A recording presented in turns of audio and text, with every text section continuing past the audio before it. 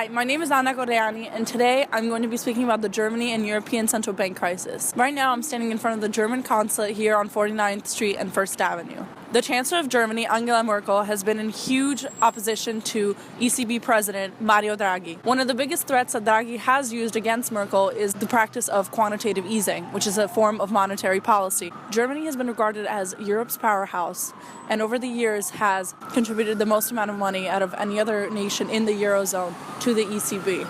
Another issue that Merkel and her advisors have with the ECB is actually the fact that ECB President Mario Draghi has enforced rules that would eventually help most of the other nations except for Germany.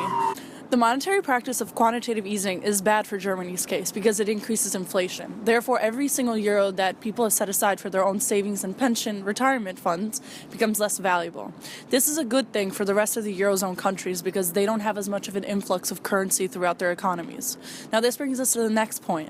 While the ECB can implement monetary policy throughout the 19 members of the Eurozone, each country is left to implement their own fiscal policy. Therefore, while Germany is lending out tons of money to the rest of the members, there is nobody that implements or oversees how these countries are going to be spending the money that they're borrowing. Germany in the past has tried to set out different austerity measures for the rest of the Eurozone members that have been borrowing money from the ECB. Austerity measures basically are ways to implement different policies and a way to ensure that countries are spending the money that they have borrowed in a fair way that isn't irresponsible. This causes several problems. While Germany is part of the Eurozone, they basically have a responsibility to take care of the rest of the countries that are part of it. Each country has the freedom and responsibility of choosing how they spend their own money. Germany has been successful in implementing austerity measures through its bailouts. However, this has been a problem because the monetary policy is the same throughout the Eurozone. However, the fiscal policy is the one that doesn't align. This creates several problems because while Germany has been responsible in the amount of spending and how they implement their spending throughout their economy, the rest of the Eurozone members have not had the same opportunity.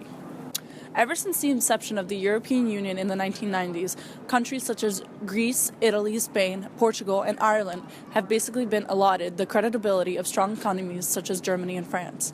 Throughout the 90s, these weak economies were effectively borrowing large sums of money for infrastructure from the ECB, mainly Germany. However, when the 2008 financial crisis came around, these countries found themselves unable to pay off such debts. Effectively, this was a huge issue, and it's basically the reason why most of these economies are still in shambles today. The rise of such issues between Germany and the European Central Bank have given rise to many right-wing populist Eurosceptic movements across both Europe and the United States. With people such as President-elect Donald Trump, Mariano Rajoy in Spain, Marine Le Pen in France, and Theresa May in England, many people are starting to lose hope in the European Central Bank. The rise of the right-wing Eurosceptic populist leaders has largely been due to the fact that for the past 40 years, the center-left political parties have had domination of the European political spectrum.